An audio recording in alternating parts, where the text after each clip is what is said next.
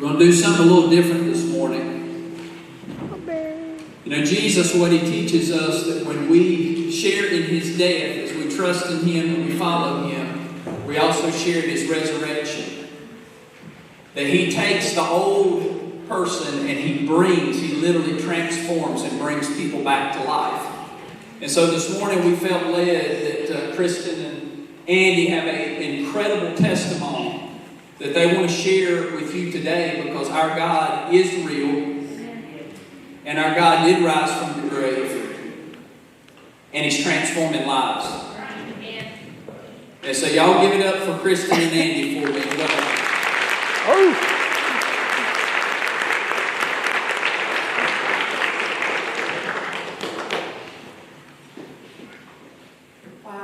There's a lot of people in here. Every time a chair went past me, I was like, who's that?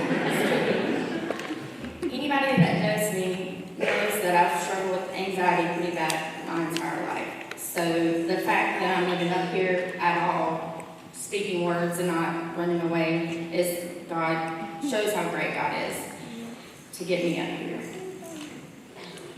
When Pastor Caleb came up and asked if we would consider giving our testimonies, immediately I said no, but I told him I'd be willing because I wanted to be obedient.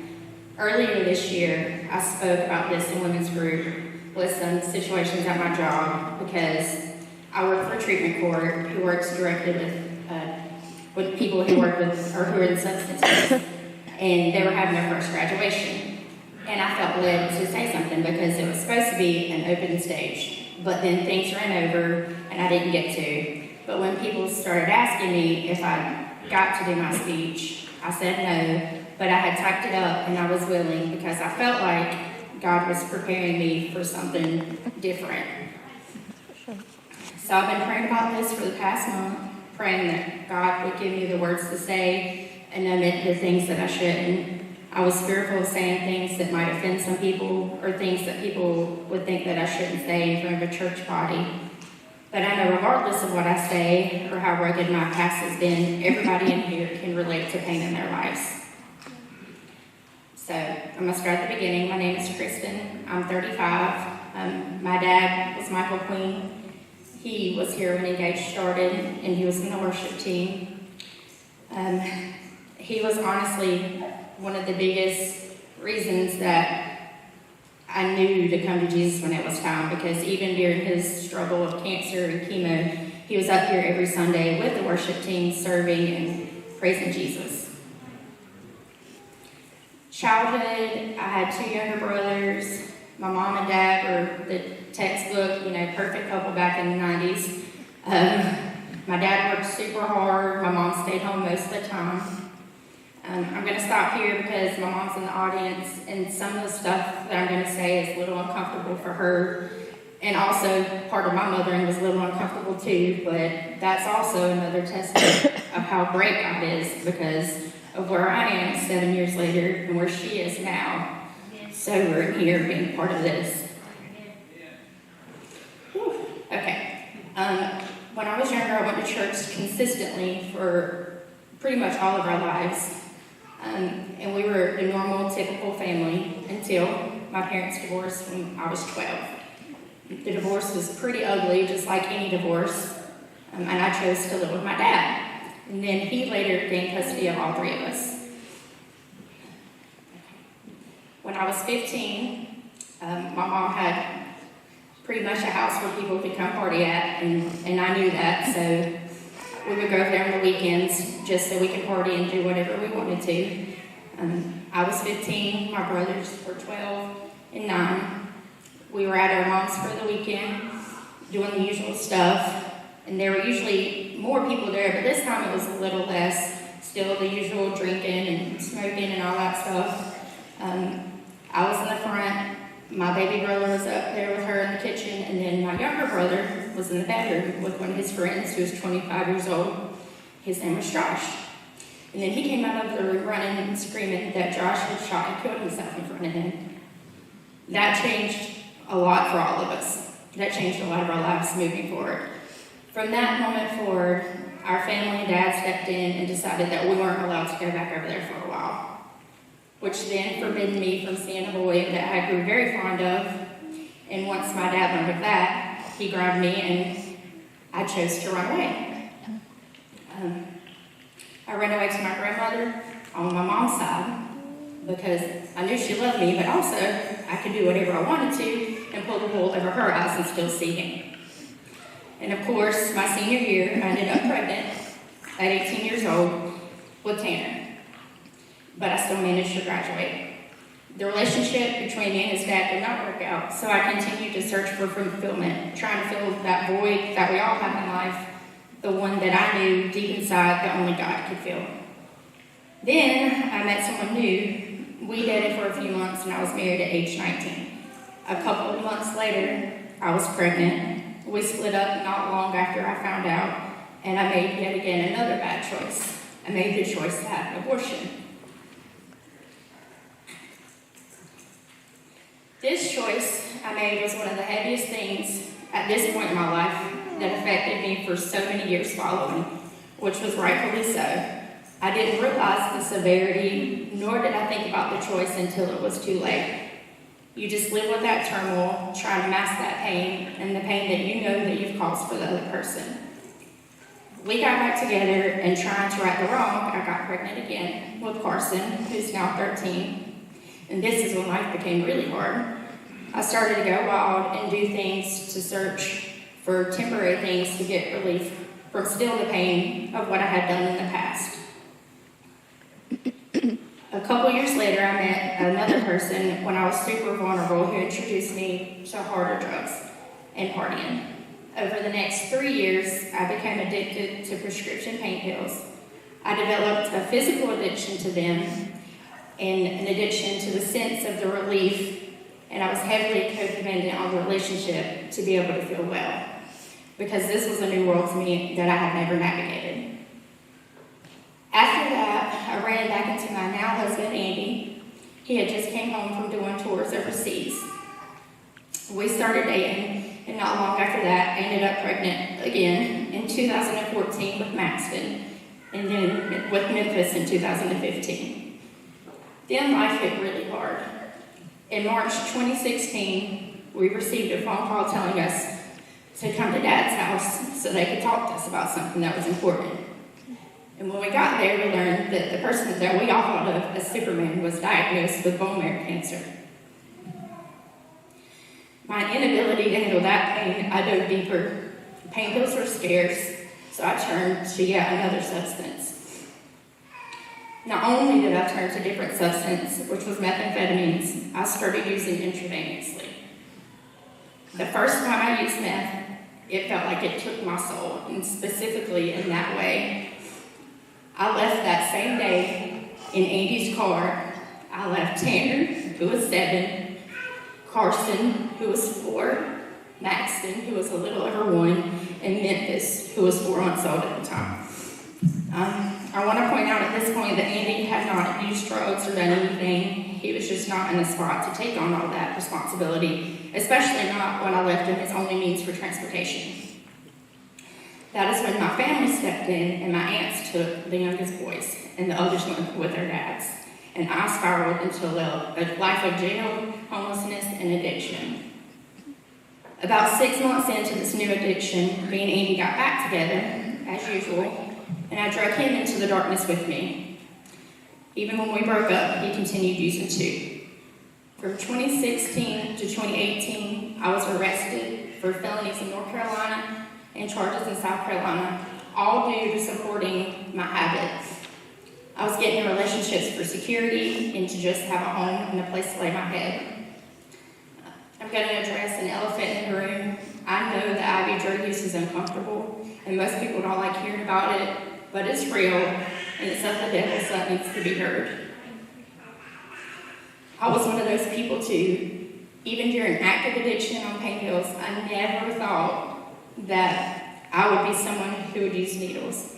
I couldn't even handle getting blood drawn when I was younger, but there I was. That moment when you choose to use, and specifically that way, it's like a small lie, an instant promise of an amount of time where you don't have to worry about the pains of life and the choices that you've made. and the people that you've hurt, only to come crashing back down when it wears off. That's when it hits 10 times worse and is that much more intolerable and starting a vicious cycle. The whole time, I knew that God was the answer, because Dad always told us the same proverb growing up, that if you train a child up in the way, if he ever departs from it, he will come back. And that has always stuck with me. Even when I got baptized, I used that in my testimony.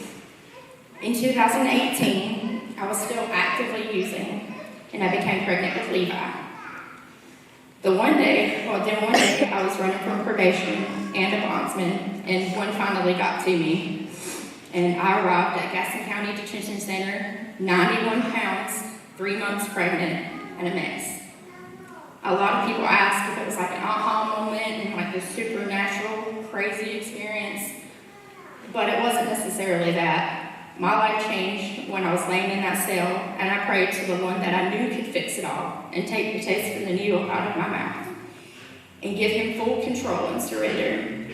I asked him for a peace that surpassed all understanding over my life, my choices, and my dad's diagnosis. I went from Gaston County to Cleveland County to Cherokee County to then being released from jail in October 2018. That day, my mama and Tanner picked me up. And the hand of God was on that situation too, because any time before that, I was never allowed back there or around Tanner, but this time it was just different. That following Sunday, I showed up to see my dad at his church where I knew he would be regardless. And since then, I've never left. After being sober for a few months, Andy reached out when he saw that I was out and I had been sober for a little bit, which he always did, regardless. He had got sober in July 2018. We reunited and eventually got married a year or so later. Then we got pregnant with Tennessee. So then we had Tennessee, Levi, and Tanner back with me full time, who's now 16. I'm grateful for Dad being able to see me sober and get my life back on track before he passed away in June 2023. And I made it through the one thing that I know that everybody questioned with my sobriety was how will I handle when he passed. But I made it. I get asked how I'm okay with certain situations and outcomes in my life, like Carson, who is now 13, and my ex-husband lives in another county, and he won't let me see Carson. But I rest in the peace that God gives me, that he's going to work that situation out. I have peace over my other 2 kids, Maxton and Memphis. I have an amazing relationship with my Aunt Keisha, who has Maxton. She has always raised him to know that I gave birth to him, and I made a selfless decision to sign my rights over after I got out of jail that last time. And there is no way that I would be selfish to try and come back and cause even more trauma and disrupt his life. I know that he's taken care of and raised to know Jesus, and that's all that matters. My other aunt is a different situation. She holds a lot of animosity towards me, but I'm at peace with that too. This August, I will be sober for 7 years.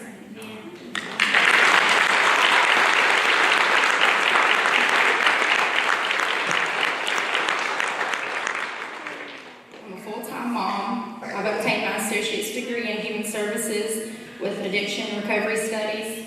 I work for a treatment center and a treatment court, helping other people with substance use.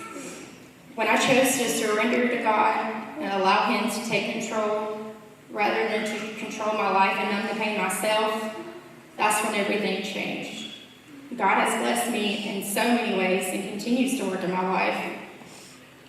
I never, ever would have thought that I'd be up here today giving my testimony and doing this, but again, the answer is simple. If I just put my trust in God.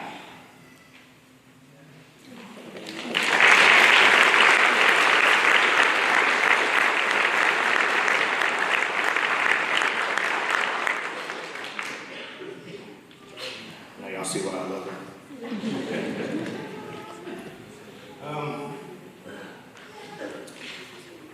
I was going to introduce myself, but Caleb did honors already, so but I'll do it again. My name's Beaver. I play in the worship team. It's easy to hide behind the guitar back there because I don't pay attention to y'all, but now y'all just all out here staring at me. It's kind of weird. But Today is the day of the resurrection of Jesus.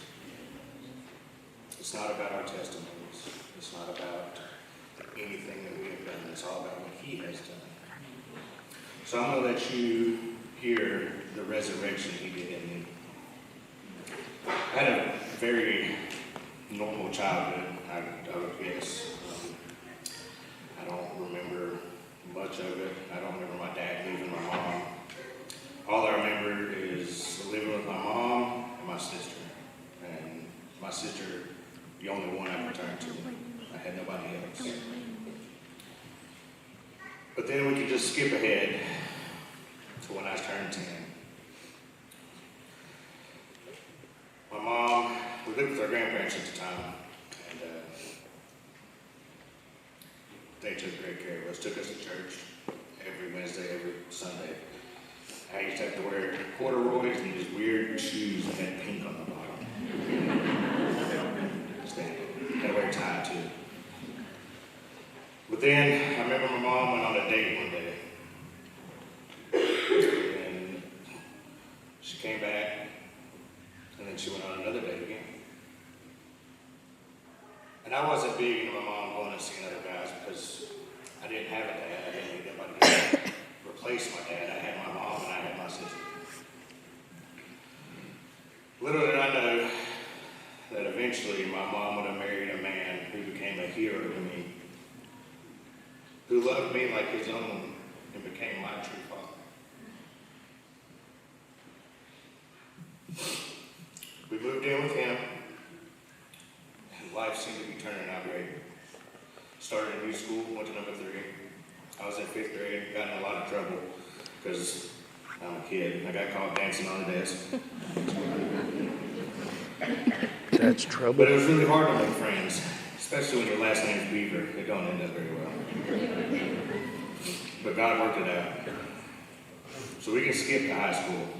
I made the soccer team all 4 years. I was the kicker of the football team from 10th grade all the way to 12th grade.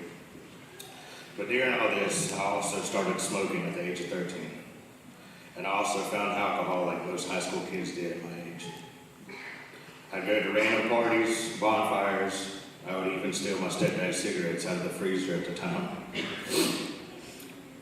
I'd sneak out of the house just to go to the woods near my house and just get drunk. And then have a friend call his mom because he's drunk in the woods and tell my stepdad to come get me. So September 8th, I graduated high school. I don't know how, but I did. I was in college at CCC. I was determined to become a CNC machinist and work with my stepfather at Parker. But something in me decided to join the Army. I got up out of the middle of class, left all my books, everything on the desk, and went to enlist. I came home, told my mom I was getting shipped to basic in 2 weeks. She just laughed and said, no, I wasn't. 2 weeks later, the recruiter pulled up into my driveway to take me to Charlotte to get ready to do basic training. I went to basic training in Fort Benning, Georgia. I enlisted for the infantry. I wanted to be in the front lines. Basic training was something else. The tear gas sucked. Don't ask about it. It taught me a lot, that even drill sergeants would make fun of you because your last name was Beaver. December, I graduated basic training. January 10th, I got sent to Seattle, Washington. Or January 2010, I got sent to Seattle, Washington. January 2nd, I got shipped straight to Iraq. I was stationed on a FOB, forward operating base. Iraq was a struggle. It was a whole new chapter in my life. A culture shock over there is something a southern guy like me has never seen. But the deployment on that one was actually pretty easy. August 2010, we got sent back to the States. That's where I got my first marriage and I had my oldest daughter, AT. Being a dad was something new, something I don't know how to do, something that nobody taught me, especially to a daughter. But I always thought back to what my stepdad did for me and how he loved me. So y'all might see that my life is not too bad. Where is the resurrection self? Well, the dark days have yet to come. February 2011, we get the word that we're deploying to Afghanistan.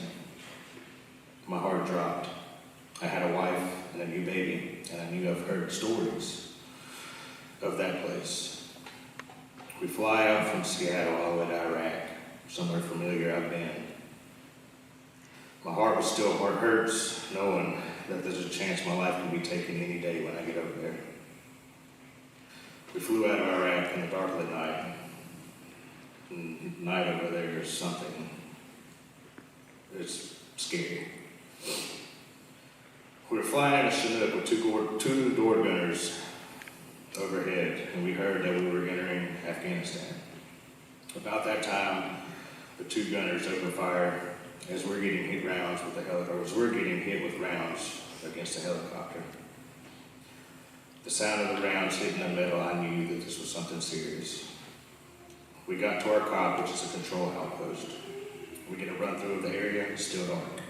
We get shown our tents and settle in.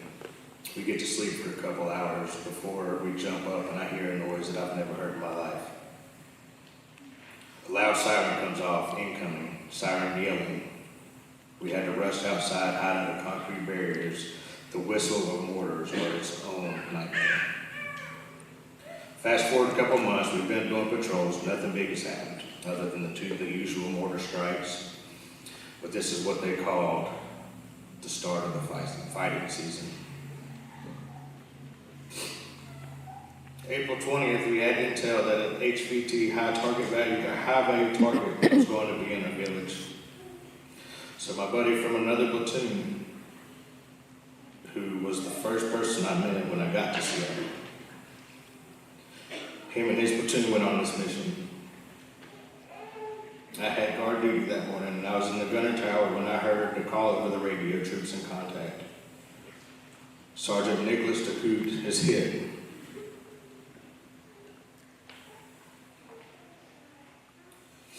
Sadly, he did not make it, and that was just April 20th, just as it happens to be today.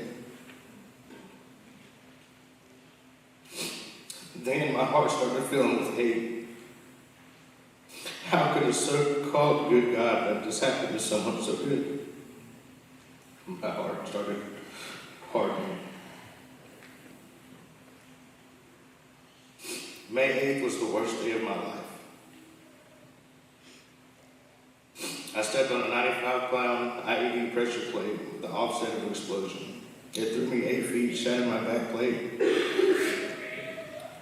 Ears ringing, lost no clue where I was.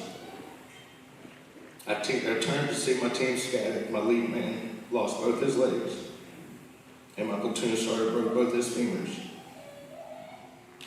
And all we could hear is scream from the other guys as we started picking up the pieces and trying to give medical aid. And then I knew I hated God. I hated him with a passion. I didn't believe he was even there.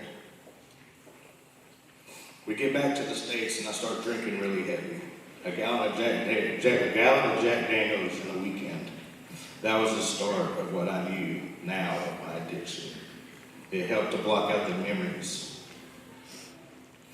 April 3rd, I get out of the Army with an extreme alcohol problem and something called PTSD. No one told us how to deal with it. I divorced my wife at the time. For my wife now. And when I tell you, when you love someone as much as I love her, you would do anything to keep them. As you've heard, she was doing drugs. We had 2 boys at the time, my first sons.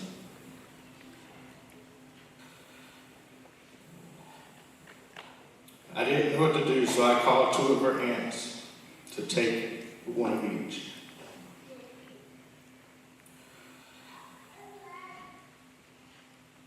And as time went on, I thought about her, and I was always worried about her. I tried not to love her, but my heart didn't know how not to. We get together one day, and I'm willing to do anything to get her to stop and get clean. And so I did what anyone would do. I went down this road with her to try to help her back out. I wanted to go down this dark road. I wanted to be the hand that she held as we pulled it out together. But was I wrong? What I thought I was doing out of love turned into a full-blown addiction to IV use of drugs. It helped me numb the pain of any hurt in my heart from the PTSD and everything in between. It went from I want to save her to I just need to get high. We stayed together during this in and out. Her in jail, me in jail.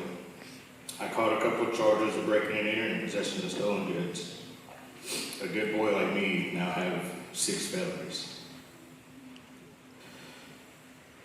But you think that would stop, but it just kept on getting worse.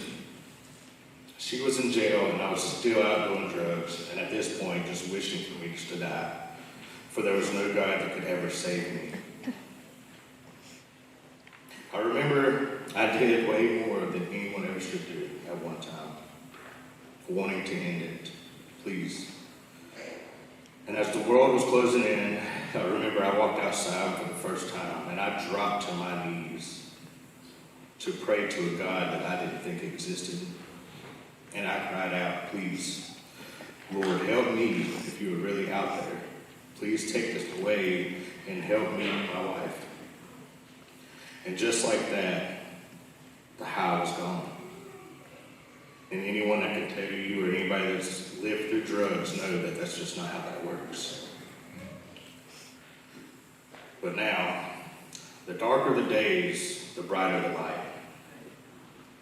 My wife got out of jail. We started talking, and a lot of people hated it.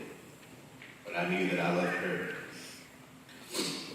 We started going to this church, and when I tell you God works for me, man did he. Me and her this year are 7 years clean. We have a beautiful family. We have Levi in Tennessee, and AJ I can see again, and I have a stepson who I love as my own. I get to play in the worship band, something I never thought I would do, only because of Big Michael. He had faith in me to be able to come play.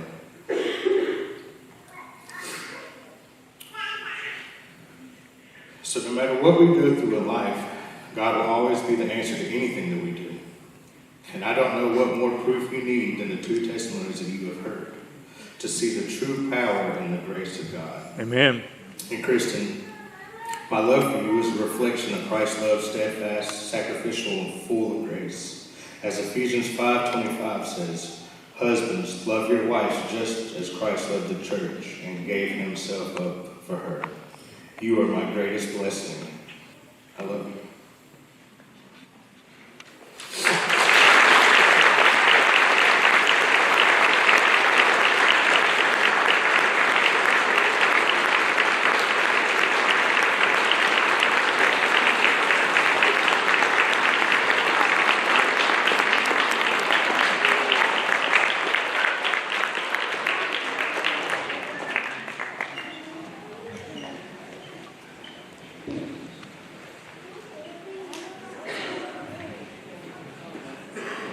Y'all can remain standing. I see you. No.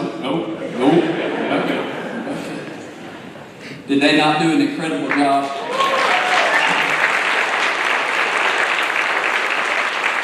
And it wasn't in their own strength that they were able to do that. I want to make that very clear, and I think they would make that very clear too. It's all because of Jesus. And I just feel like I need to do this morning. The scripture says that the wages of our sin is death.